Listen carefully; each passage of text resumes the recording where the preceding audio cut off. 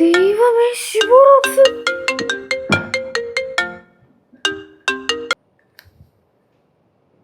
Hello Shivani, ശിവുവാണ്. എന്താണ്? അതെ, ഞാൻ ഷോപ്പിന്റെ കാര്യട്ടെ ഒന്ന് പുറത്തോട്ട് ഇറങ്ങിയതാ.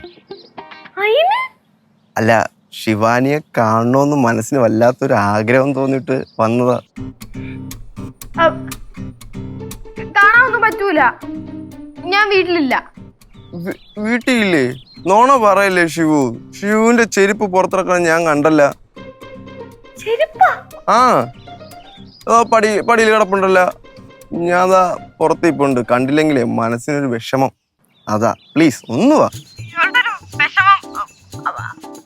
നടക്കൂല. അല്ലെങ്കിൽ ഞാൻ ഒരു കാര്യം ചെയ്യും, ഞാൻ അങ്ങോട്ട് വരാം.